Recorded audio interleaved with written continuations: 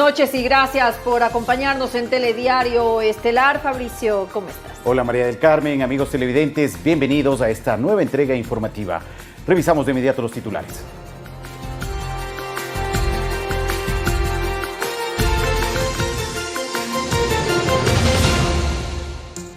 El Ejecutivo prevé enviar este miércoles a la Asamblea Nacional el nuevo proyecto de ley.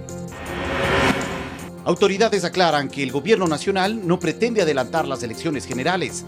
La Secretaría de Comunicación informó que se trató de un malentendido de declaraciones que hicieron dos funcionarios.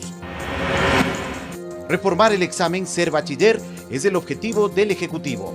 El presidente Lenín Moreno, autoridades de educación y estudiantes de un plantel de Quito socializaron el tema. José Augusto Briones fue designado como ministro de Energía y Recursos Naturales No Renovables. Reemplaza a Carlos Pérez. En lo internacional, en Bolivia, militares y policías custodiaron el paso de camiones con combustible hacia la ciudad de La Paz. Con ello se espera que la crisis por desabastecimiento termine. Y en los deportes, cada vez más cerca. A 5 días de la llegada del tenista suizo Roger Federer, se definen los últimos detalles para el evento que será transmitido por Ecuador TV.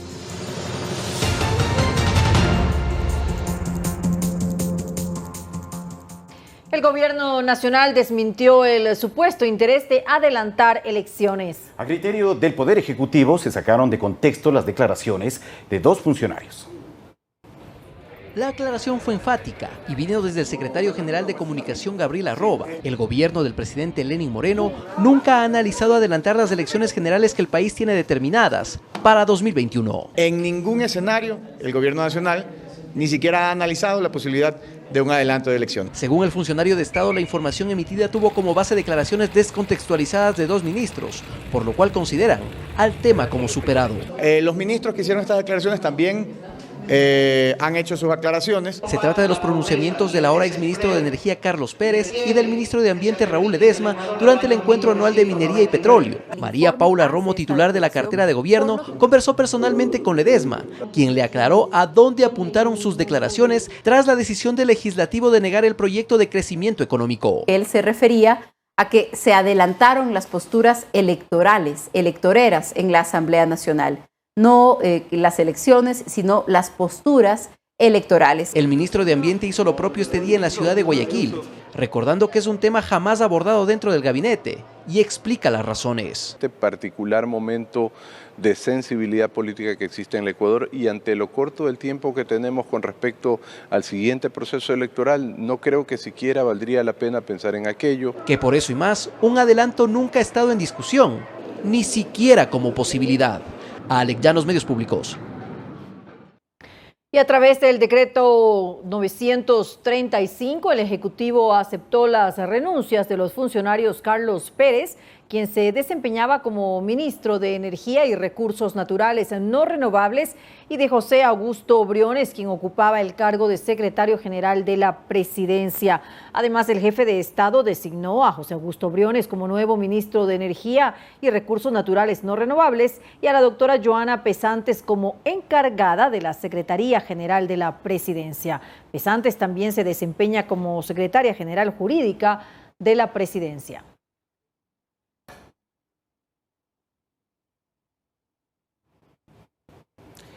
Y en otro tema, la ministra de Gobierno, María Paula Romo, indicó en Telediario que el gobierno enviará en las próximas horas un proyecto de ley de reforma tributaria para que se cobren más impuestos a quienes más tienen. Además, se refirió al diálogo con la Confederación de Nacionalidades Indígenas del Ecuador, CONAIE. La secretaria de Estado dijo que el nuevo proyecto de ley separará los temas tributarios de los monetarios y desmintió que la normativa de crecimiento económico gravaba con impuestos a las personas que menos recursos tienen. No era una ley que tocaba el IVA, no era una ley que tocaba los impuestos que paga el ciudadano común. ¿El bolsillo de quién es el bolsillo que se está defendiendo cuando se evita un impuesto para quien gana más de $10,000 mensuales? Por ejemplo, para empresas que facturan más de $1 millón al año, habría sido $1,000. Reiteró que el gobierno sufre de bloqueos que impiden tomar decisiones importantes. En ese sentido, indicó que en la nueva propuesta legal se insistirá en quitar impuestos para insumos agrícolas. Para los sectores que tienen posturas de intransigencia, esperamos que estén dispuestos a revisarla, esperamos que quienes han dicho, si es que la ley se separa, la vamos a apoyar, la apoyen. El gobierno lo que quiere es tener los recursos suficientes para poder atender lo que todos sabemos que el gobierno atiende. La educación pública, los centros de salud, los hospitales. Sobre los diálogos con la CONAIE, la ministra enfatizó que no se puede conversar con presiones de por medio. O están de acuerdo con esto, o aprueban esto, o vamos a levantarnos, o vamos a incidentar, o vamos a bloquear. Y seguimos dispuestos a dialogar, pero el diálogo no es lo mismo que la imposición. Romo sostuvo que el gobierno busca los mecanismos para focalizar los subsidios a los combustibles y que comparecerá a la Asamblea Nacional en el marco del trámite de juicio político. Ningún problema en dar todas esas explicaciones y, como le digo, no creo que en ninguno de los casos haya motivo suficiente para que el juicio progrese. Verónica Rivadeneira, Medios Públicos. Mientras la Asamblea Nacional se encuentra a la expectativa por una nueva propuesta de ley económica urgente que deberá enviar el Ejecutivo, se apuntan responsabilidades y se espera que lo ocurrido con la iniciativa que fue archivada el pasado domingo no vuelva a ocurrir. El anuncio del Ejecutivo de enviar una nueva propuesta de ley económica urgente en materia tributaria es bien visto por los distintos bloques legislativos. Celebro su posición, señor presidente. Mándelo lo antes posible. Pero a pesar de aquello, no será suficiente para cubrir la situación fiscal, calificada de crónica. La brecha fiscal actualmente en el país es de 7.000 millones de dólares. Estamos absolutamente claros que no solamente tiene que ir por el tema tributario, hay otras líneas y otras políticas económicas que debe generarse desde el gobierno. Por ello, es necesario despojarse de intereses particulares o cálculos políticos y electorales. Y ya no seremos la Asamblea Nacional, sino seremos la Asamblea del Archivo. Pues lo ocurrido con la propuesta de ley de desarrollo económico, archivada el domingo reciente, reflejó también aquello. Aquí hubieron asambleístas que desde el principio decían archivo y archivo y archivo, se lavaban las manos. Esa era la posición cómoda. Más grave aún, muchos asambleístas de la comisión ni siquiera asistieron a la comisión durante esos 30 días, mandaron a los alternos o si no faltaron.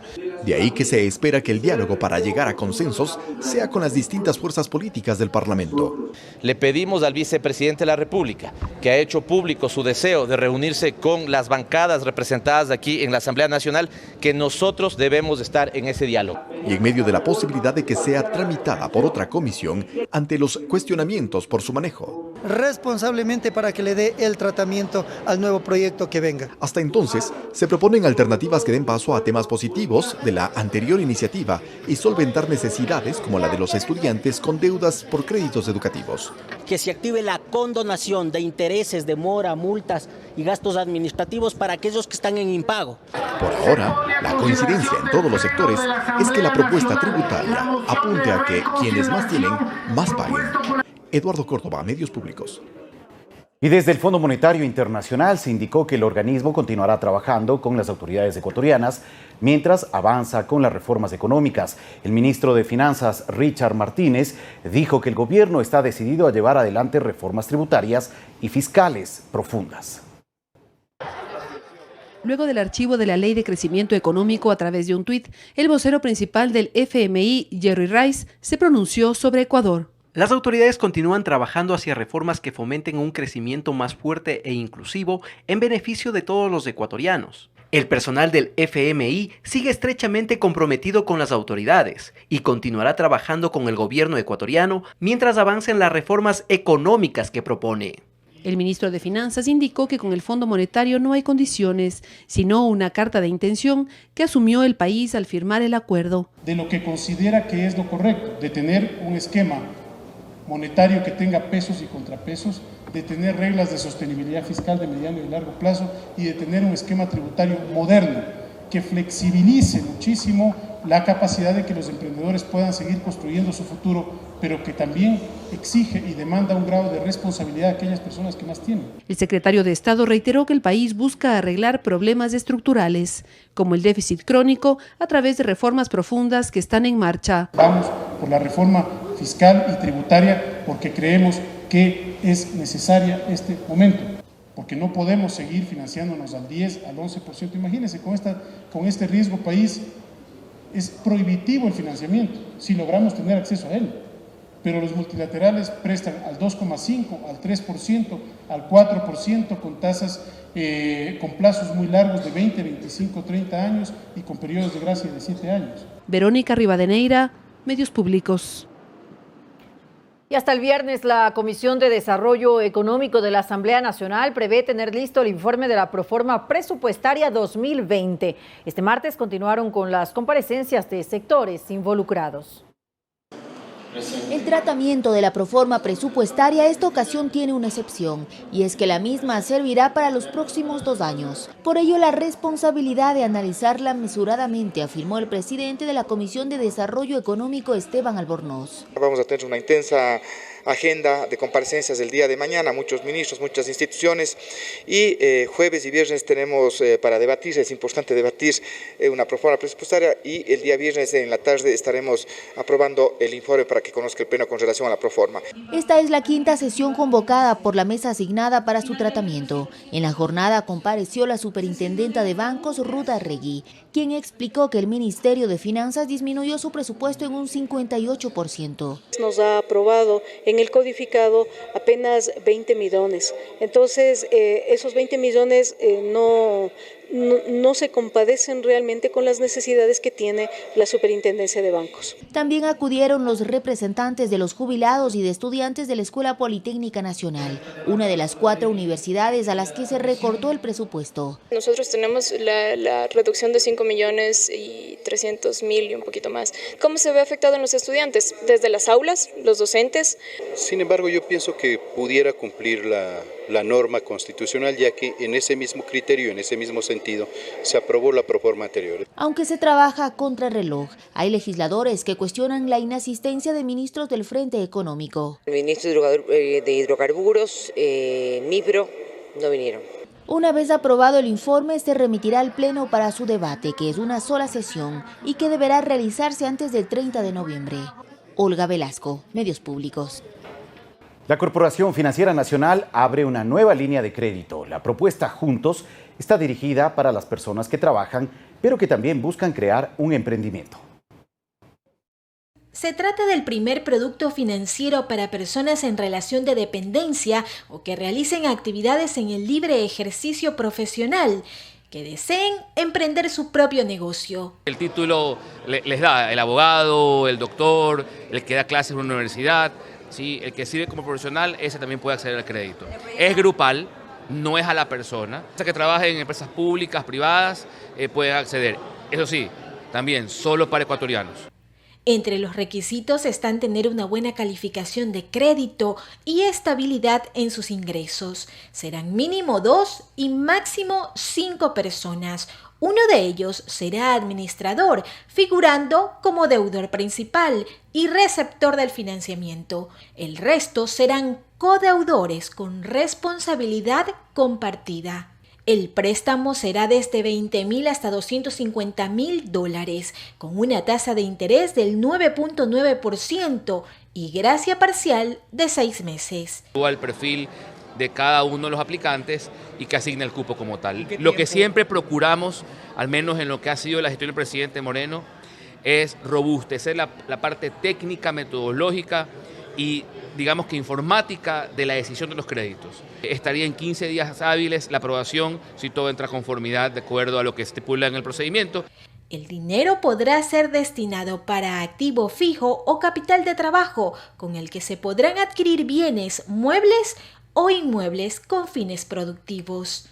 El plan forma parte de las metas del Gobierno Nacional que busca acercar a la banca pública con todos los ecuatorianos. Mariuxi Buenaño, Medios Públicos.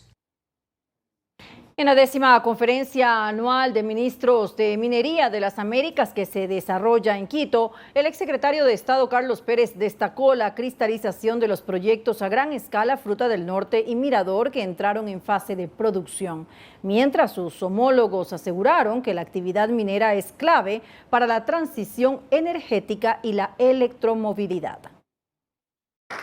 En la inauguración de la 10ª Conferencia Anual de Ministerios de Minería de las Américas, Carlos Pérez, exministro de Hidrocarburos, destacó el inicio de operaciones de los proyectos mineros a gran escala Fruta del Norte y Mirador, que entraron en fase de producción.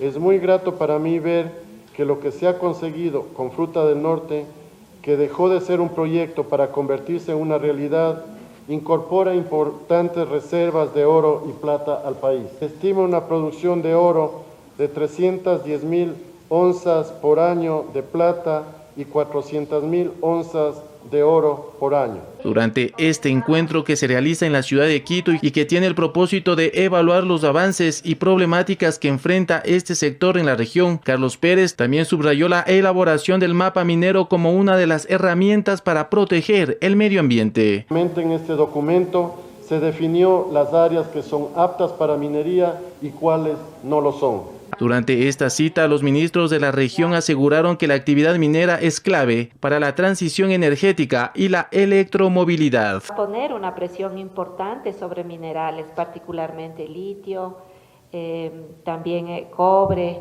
También se abordó la desaceleración de la economía de los países de la región como uno de los factores que podría provocar la caída de los precios, tanto en el sector minero como en el petrolero, para el año entrante. Juan Carlos Figueroa, Medios Públicos.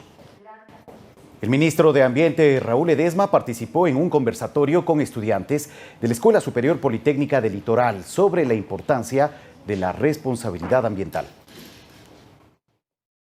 En la Escuela Politécnica Litoral de Guayaquil, estudiantes recibieron una charla sobre responsabilidad ambiental por parte de Raúl Ledesma, ministro del ramo, donde resaltó la importancia de reciclar y reducir el uso de plástico. Ir al mercado, a la tienda, al supermercado, donde sea que compren, con una funda de papel, con una funda de tela, no con una funda de plástico. En 90 días, una persona produce su peso en desechos, mientras que 1.76 toneladas de plásticos ingresan al mar cada día. Por ello, el ministro Ledesma se reunirá con los municipios para que cuenten con plantas procesadoras de desecho. Vamos a financiar los procesos de reciclaje y las plantas de reciclaje a los municipios, unos financiamientos muy livianos. En la SPOL se busca crear conciencia en los estudiantes de todas las carreras, incluyendo una materia ambiental en su malla curricular, entre otros proyectos. Que manejamos ambiente, sociedad y también la parte económica para asegurarnos de que sea una economía circular. Los estudiantes ven con buenos ojos estas charlas. No solo nuestra carrera, sino todas las carreras deberían de conocer el impacto ambiental que realizan dentro de su actividad. El ministro Ledesma indicó que trabaja en reducir de 700 a 120 los días necesarios para la aprobación de licencias ambientales. Luis Alfredo Zúñiga, Medios Públicos.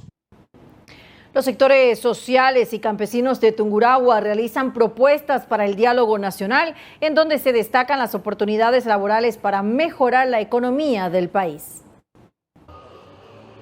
El ministro de Trabajo, Andrés Madero, visitó la ciudad de Ambato, donde socializó los avances de Mi Primer Empleo y Empleo Joven, a los sectores sociales y universidades. Mientras en las provincias de Tungurahua, Cotopaxi, Chimborazo y Pastaza, 1.064 personas fueron beneficiadas con este proyecto. Brindan toda su capacidad, toda su experiencia, todo su conocimiento en favor de la productividad y del empleo en el país. Los sectores sociales y campesinos participan del diálogo con el gobierno nacional, lo que les permite generar propuestas en beneficio del país. Para poder alimentar la propuesta nacional que vamos a presentar los próximos días. La participación de los estudiantes universitarios para ingresar a laborar al sector público o privado, el proyecto Empleo Joven es una oportunidad. Recién vamos a poner en práctica nuestra profesión y nosotros salimos con bases excelentes de la universidad. Puedan acceder rápidamente a un trabajo estable, con seguridad. Además, se destacó la participación en el diálogo con el gobierno nacional, lo que permite generar propuestas y alternativas que benefician a todos los sectores. Máximo Barba, Medios Públicos. La tendencia y proyecciones salariales de diversos sectores económicos fueron presentados por un equipo de consultoría de talento humano, el que ofrece insumos para la toma de decisiones. Lo hizo sobre la base de una encuesta a más de 300 empresas de las ciudades de Quito y Guayaquil. A nivel nacional, El incremento salarial registrado por el estudio realizado a 305 empresas que operan en el Ecuador, entre grandes, medianas y pequeñas de los sectores industrial, comercial, de servicios y financiero, según la muestra, fue del 0.55% en el año 2019. Esta es una cifra que tiene relación con la coyuntura que está viviendo el país. De hecho, cuando uno mira esta cifra, estamos hablando del incremento más bajo en los últimos años, desde que hacemos esta medición, pero que sin duda obedece también a la coyuntura, yo diría, económica y de negocios que el Ecuador como tal vive. Asimismo, la proyección de incremento general para el 2020 es del 0.43%. Sin embargo, el 75% de las empresas no realizará incrementos o no tiene aún definido hacerlo. En tal virtud, el estudio pretende ofrecer insumos para enfrentar el problema de desempleo que, según el INEC, el 62% de los ecuatorianos no tiene un empleo fijo o de calidad. El empleo no se genera ni por medio de decreto ni por medio de leyes. Se genera cuando tenemos una economía equilibrada, cuando tenemos un sector productivo que trabaje adecuadamente, que pueda exportar. De ahí que se demanda acuerdos para presentar alternativas que permitan la generación de empleo. Creo que un código que va más, ya mismo va a tener 100 años, creo yo, no puede ser que se lo mantenga igual. Llegar a acuerdos importantes entre los actores de política pública, llámese el Ejecutivo y el Legislativo, para poder tener normas que nos permitan financiar el presupuesto general del Estado, combatir ese problema que ha sido el déficit fiscal. Eduardo Córdoba, Medios Públicos. Jueces provinciales asumirán los despachos de los magistrados de la Corte Nacional de Justicia que fueron removidos tras no aprobar la evaluación.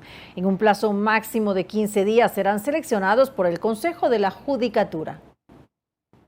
En un plazo de 15 días, el Consejo de la Judicatura reemplazará a los jueces de la Corte Nacional de Justicia que fueron destituidos tras el proceso de evaluación. Con jueces temporales, ocuparán sus despachos. Los conjueces temporales serán seleccionados de los jueces y juezas de las Cortes provinciales, así como de los tribunales contencioso administrativo y contencioso tributario. Serán elegidos tomando en cuenta un perfil aprobado por la Dirección Nacional de Talento Humano de la Judicatura, que entre otros requisitos establece ser juez o jueza en funciones de la Corte Provincial de Justicia con mínimo 5 años de experiencia, tener al menos 10 años de libre ejercicio profesional o en docencia universitaria, y no registrar más de 2 faltas leves o una grave durante el mismo año. En el ámbito disciplinario, se establecen 5 días plazo para que de la unidad de talento humano, sobre la base del perfil, se haga un primer filtro.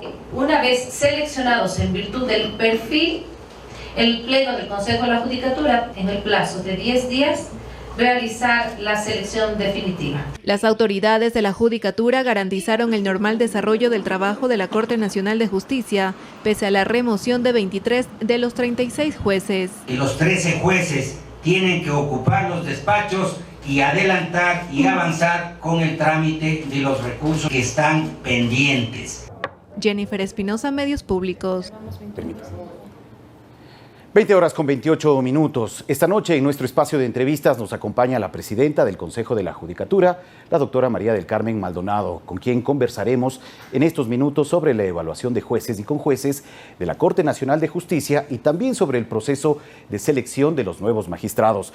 Doctora, buenas noches, gracias por acompañarnos aquí en Telediario. Gracias a ustedes, buenas noches y a todos quienes nos escuchan. Muchas gracias. Bueno, ¿cómo marchó este proceso de evaluación a jueces y conjueces de la Corte? Bueno, fue un proceso absolutamente riguroso en cuanto a respetar el marco constitucional y legal.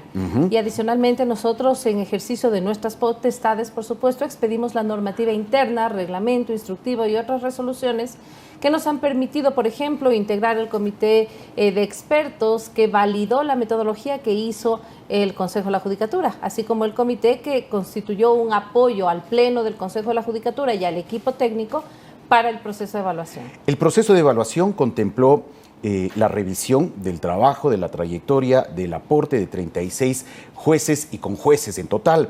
De este número, 23 jueces de la Corte Nacional de Justicia no pasaron esa evaluación, es decir, no alcanzaron el puntaje mínimo que era 80 sobre 100.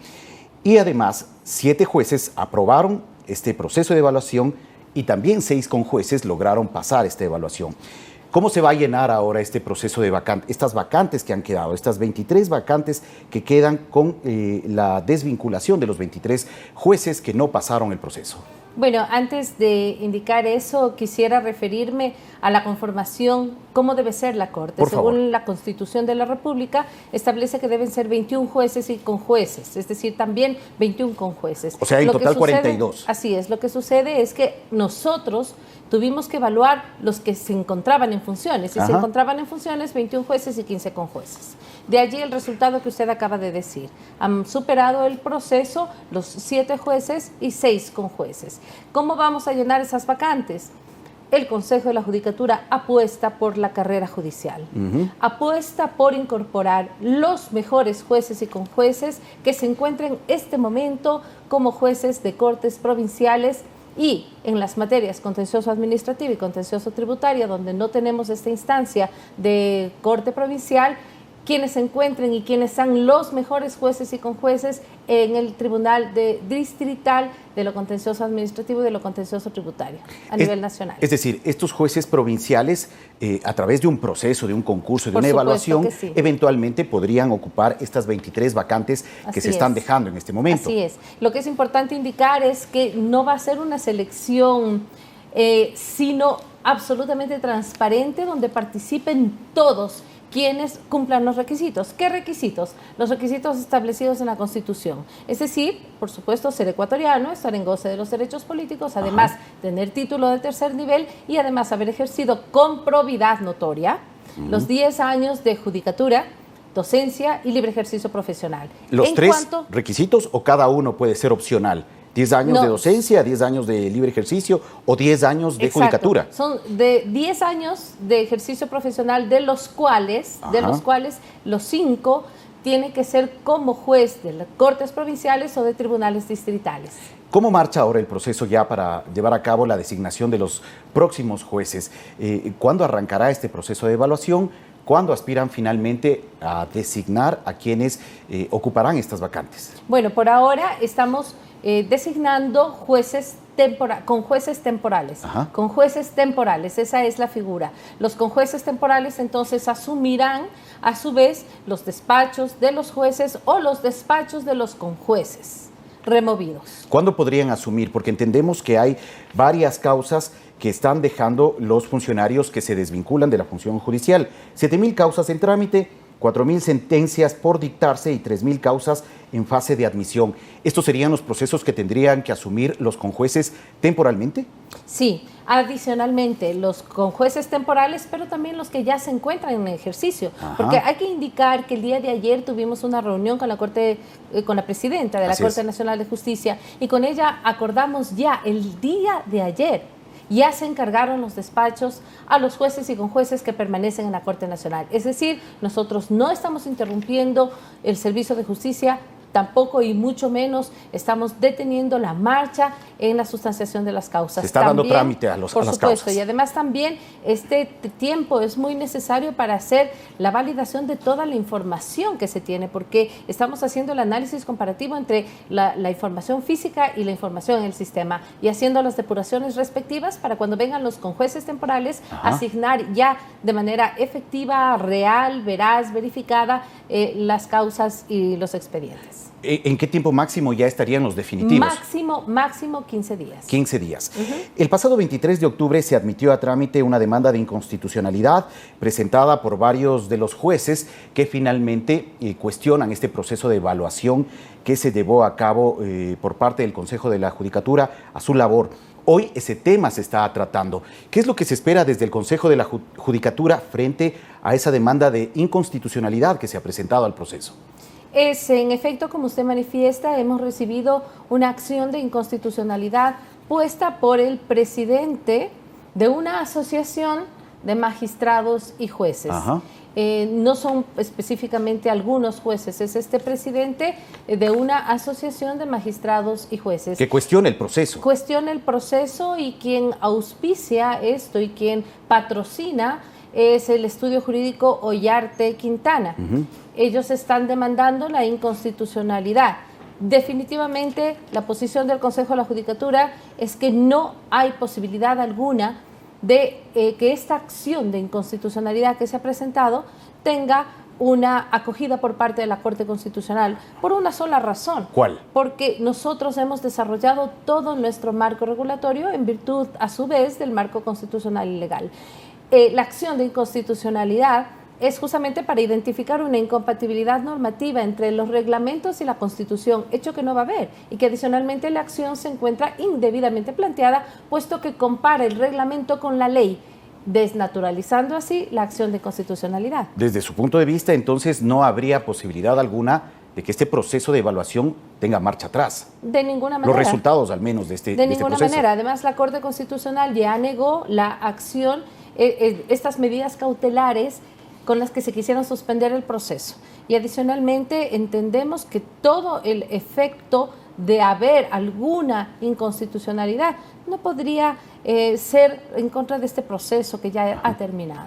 Bueno, estamos ya cerrando el espacio de entrevista. Quisiera ya como pregunta final plantear, ¿habrá evaluación de otros jueces de menor nivel, a nivel nacional, de jueces, secretarios, amanuenses, etcétera? ¿Habrá una evaluación generalizada de todos estos servidores del sistema judicial sobre quienes también la ciudadanía ha puesto cuestionamientos por la forma en que trabajan o el despacho a veces muy lento de las causas? Eso es muy importante lo que usted acaba de decir. Esos cuestionamientos que tiene la ciudadanía en contra de jueces, fiscales, defensores públicos o servidores administrativos, tiene que hacernos saber al Consejo de la Judicatura a través de nuestros canales de denuncia. 1-800 Transparencia es nuestra línea telefónica, nuestro formulario web y las denuncias en Fiscalía. Porque aunque no hayan procesos de evaluación en curso todavía, respecto, por ejemplo, a jueces provinciales o a jueces de primer nivel, siempre está abierto y activado nuestro control disciplinario.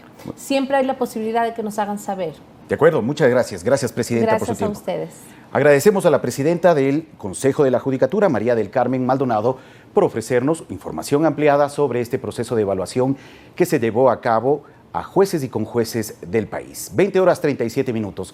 Vamos a una pausa, regresamos en breve con más. Sigan con nosotros.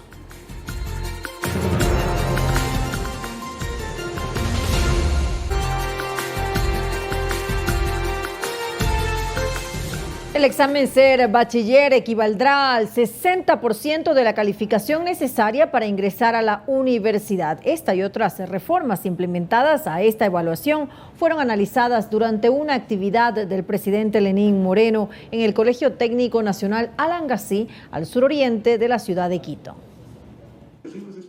El presidente Lenín Moreno acudió a una charla con los estudiantes de los años de bachillerato del Colegio Técnico Nacional Alangasí, durante la cual socializó los beneficios de las reformas previstas sobre el examen Ser Bachiller, que se toma para que los alumnos puedan ingresar a una universidad pública. Lo suficientemente técnica como para verdaderamente garantizar que recoge esa potencialidad urbana o rural de la cual estamos hablando, en primer lugar. En segundo lugar, que se considere que la condición rural no es similar a la condición urbana para la educación y que en más de una ocasión la condición de educación privada no es similar a la condición de educación pública. El principal cambio de esta evaluación consiste en que de ahora en adelante equivaldrá al 60% de la calificación final, mientras que el 40% restante se lo tomará del promedio del historial educativo del postulante, pero además se altera el tiempo que dura el examen. El tiempo de duración de la prueba baja a 120 minutos. Por ejemplo, las 155 preguntas bajan también porcentualmente para que dé el tiempo. Antes se evaluaba lengua, literatura, matemáticas, ciencias sociales, ciencias naturales y aptitudes abstractas. Ahora las aptitudes abstractas se transversalizan a lo largo de la prueba. Con el objetivo de garantizar el acceso equitativo a un centro de educación superior, también se incrementa la valoración de las acciones afirmativas que involucran a grupos étnicos y población vulnerable.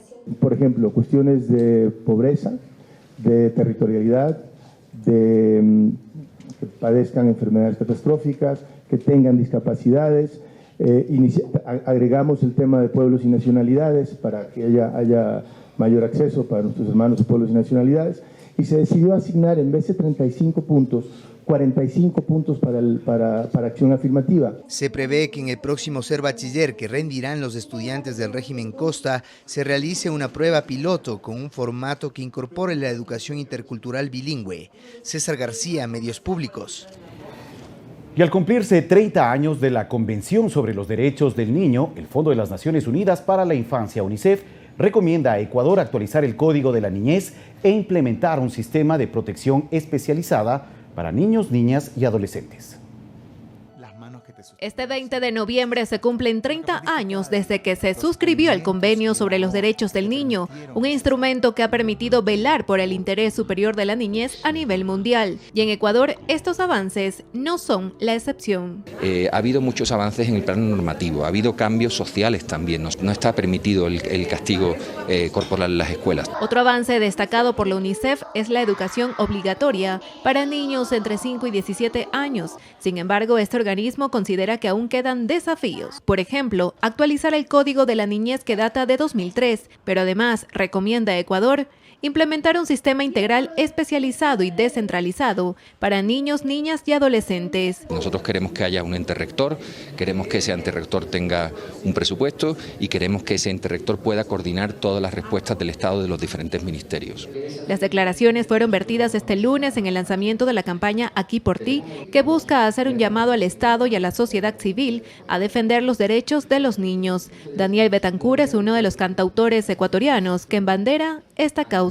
En cualquier situación en la que se vean envueltos, no solo en la escuela, que pueden ser víctimas del bullying, sino más importante todavía en el hogar. En el evento también estuvo presente María Gracia Moraes, asesora de UNICEF, quien recordó las problemáticas que aún preocupan, no solo en Ecuador, sino en toda Latinoamérica.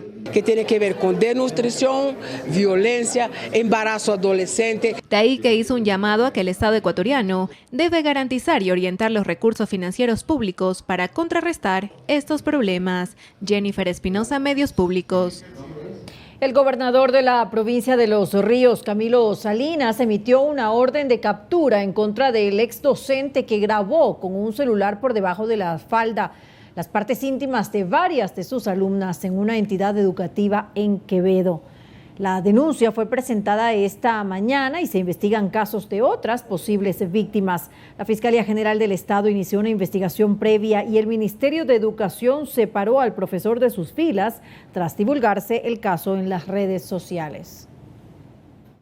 Nosotros como Gobierno Nacional y como Gobernación de Los Ríos totalmente rechazamos las acciones que directamente involucran a dañar la honra de lo que es violencia de género y principalmente en hacer daño a los que realmente están siendo involucrados en estos actos. ¿Qué intenciones tenía este exdocente del centro educativo?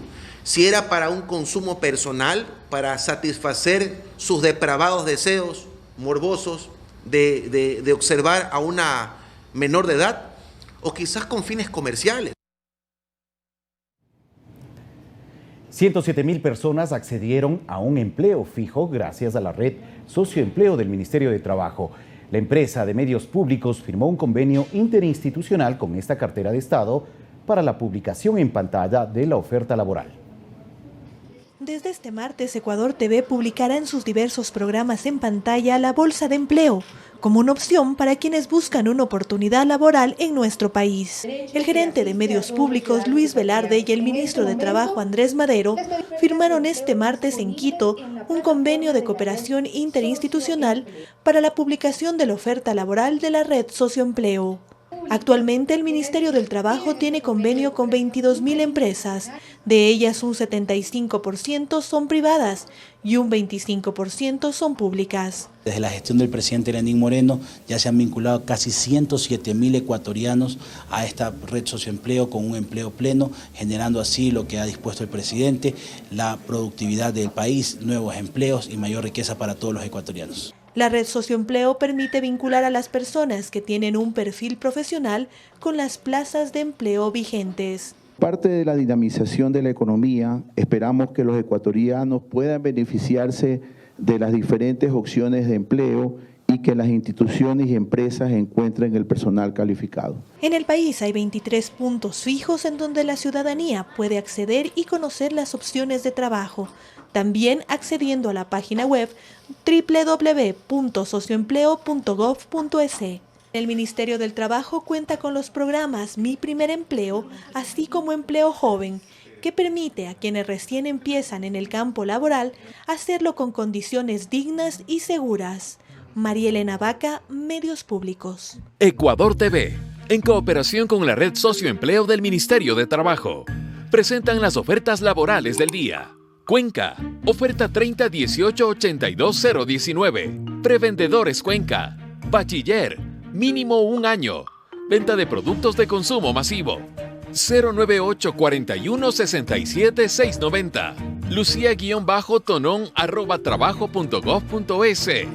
Guayaquil, oferta 28-58-32-019. Auxiliar de farmacia, atención al cliente, discapacidad. Bachiller, mínimo 6 meses. Ventas, atención al cliente, 043-71-1090.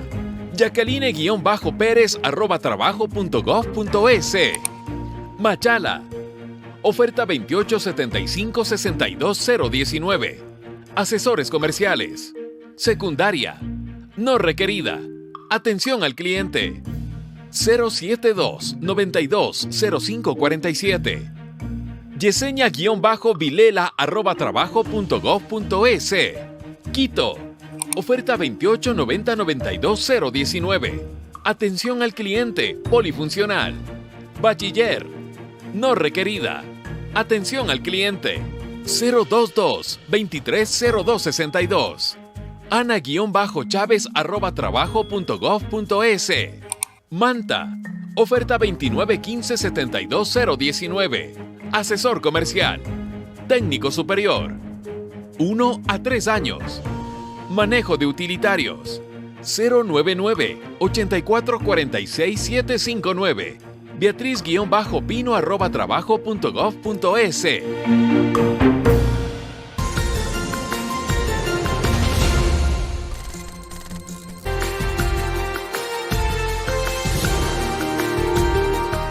Las fiestas de Quito regresan a barrios, calles y plazas. Aproximadamente 250 actividades artísticas, culturales y conciertos prenderán las celebraciones de fundación en toda la capital. Este martes, el municipio de la ciudad presentó la agenda oficial de festividades.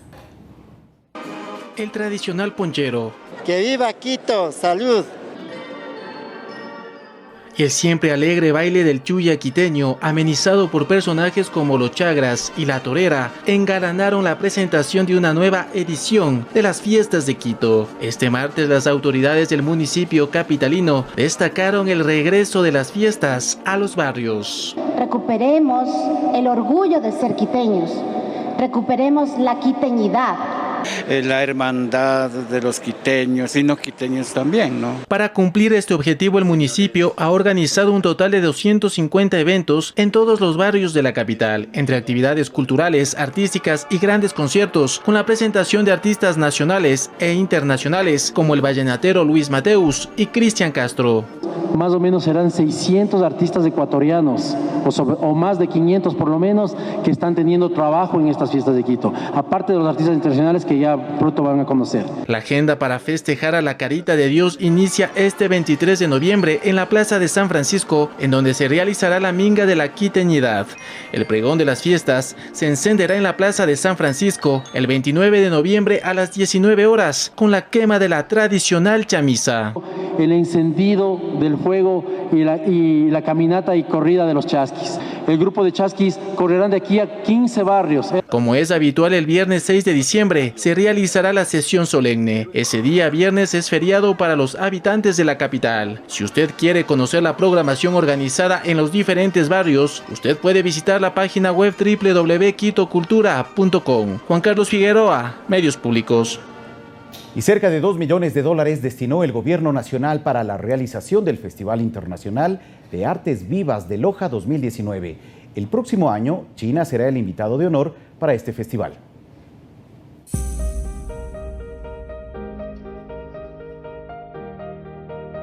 El Festival Internacional de Artes Vivas de Loja se cumple en su 4ª edición con una amplia programación. Más de 130 eventos para la ciudadanía. encuentro que para las autoridades se afianza con el tiempo. Está institucionalizado, está en la ley, dice dónde es el Festival de Artes Vivas de Loja, se realiza cada año, está protegido este festival. Desde el gobierno se busca agilitar los procesos de contratación para asegurar en los próximos años la realización de más festivales. No hubiera podido ser construido este festival si no nos hubiéramos juntado todos los sectores que estaban llamados a juntarse, en particular los de esta ciudad. El Festival de Artes, a diferencia de años anteriores, ha empleado mano de obra local, lo que ha dinamizado la economía de la zona. De hecho, los lojanos aprecian la realización del evento en su ciudad. Obviamente, como lojanos, es un orgullo tener este festival en nuestra ciudad y sobre todo mostrar las capacidades artísticas que tenemos acá, ya sea en música, en pintura, en arte, escultura, danza, en fin. Una oportunidad de un encuentro con diversas formas de arte, el ratificar a Loja como un punto neurálgico y central de las artes y la cultura del Ecuador. Bueno, nosotros siempre nos hemos caracterizado por ser la cuna de artistas, entonces para nosotros es más que la cultura misma, es nuestra vida. Y parte de la riqueza cultural de Loja también es su gastronomía. En el restaurante El Emporio Lojano, que funciona en una casa de más de 100 años de antigüedad, se pueden disfrutar los mejores sabores de la capital cultural del país. Ya pusimos platos más tradicionales, comida más sostenida como la cecina, el repa, la arveja con guineo, costillas, también tenemos el cuy que también es típico de la ciudad y a eso también le pusimos nuestra parte de cafetería, nuestras empanadas y empapichos que son nuestro producto estrella y también los tamales, humitas y todos los bocaditos típicos de la ciudad pueden encontrarlo en este espacio. El Festival Internacional de Artes Vivas de Loja se extenderá hasta este domingo 24 de noviembre. Fabricio Ceballos, Medios Públicos.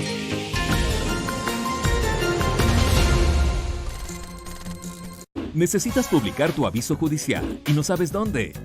¿Quieres que tu aviso judicial no pase desapercibido y sea visto por mucha gente? Entonces Diario El Telégrafo te ofrece la mejor alternativa con su Gaceta Judicial. Un espacio abierto para las publicaciones legales. Los mejores resultados al mejor precio. Ahora nos encuentras en Quito, Guayaquil y Cuenca.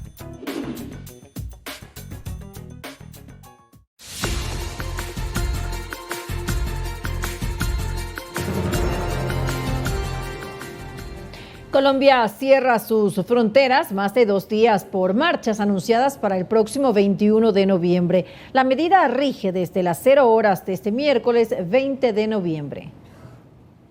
Durante 53 horas permanecerán cerrados los diferentes puntos fronterizos que unen a Ecuador con Colombia. Esta medida aplica el gobierno nacional del vecino país con el fin de garantizar el normal desarrollo de las marchas convocadas en su territorio para este jueves 21 de noviembre. Nosotros advertimos y sugerimos a nuestros connacionales reprogramar sus viajes, evitar contratiempos y tomar las medidas de seguridad en vista de que se cerrará la frontera a partir de hoy a la medianoche y se reaperturará a partir del viernes a las 5 de la mañana. El cierre de fronteras es también para los pasos fronterizos terrestres y fluviales de Perú, Brasil y Venezuela. En Ipiales, en el departamento de Nariño, la policía se encargará de controlar que no se presenten desmanes. Como lo dije anteriormente, para el 21 que salgamos acompañar estas marchas, de que seamos de una forma pacífica, que van a contar con todo el apoyo de la Policía Nacional. Los sindicatos de Colombia llamaron a las movilizaciones para protestar contra un nuevo paquete de reformas. Donde los afectados no solamente somos los trabajadores, sino los afectados son los estudiantes, son las amas de casa, toda la gente humilde, la gente de estratos 1 y 2, seremos afectados si se logra implementar el paquetazo del gobierno Duque. El tráfico vehicular y peatonal se normalizará el viernes 22 de noviembre a partir de las 5 de la mañana. Lucy Jiménez, Medios Públicos. Y este martes, militares y policías de Bolivia despejaron el ingreso a una de las refinerías en la ciudad del Alto y acompañaron a los camiones cisterna con combustible hacia La Paz. El convoy estuvo resguardado por vehículos blindados y efectivos de las fuerzas del orden para evitar que su circulación sea interrumpida. Se reportó el uso de gases lacrimógenos en zonas en donde grupos de personas mantenían bloqueos en la carretera que conecta a las dos urbes bolivianas. Con la llegada de estos tanqueros, se espera que el desabastecimiento de combustibles por la que atraviesa la capital, luego del estallido social que terminó con la renuncia de Evo Morales a la presidencia, termine. El Alto es la segunda ciudad más importante de esta nación y aún existen grupos que apoyan al expresidente y que mantienen los bloqueos en las vías de acceso. Voluntad Popular, el partido del presidente interino de Venezuela, Juan Guaidó, pidió a la Comisión de Política Interior de la Asamblea Nacional investigar la irrupción armada que se registró en la sede del partido el pasado viernes. Además, aseguró que denunciarán el hecho ante todos los organismos internacionales. El partido político denunció que ese día una decena de personas, la mayoría hombres, robaron al menos 30 teléfonos celulares, dinero en efectivo, computadores y documentos de identidad del personal que fue sometido durante el asalto. Hasta ahora ningún cuerpo de seguridad se ha pronunciado sobre este hecho, donde asaltaron a 42 activistas del partido dentro de sus oficinas en el este de Caracas. Suceso que ha sido calificado como un mal show por parte de algunos dirigentes chavistas. Y con esto finalizamos Telediario Estelar. Como siempre, gracias por acompañarnos. Muchas gracias a todos una vez más. No olviden, mañana muy temprano, desde las 6 de la mañana, con noticias y entrevistas para todos ustedes. Feliz noche.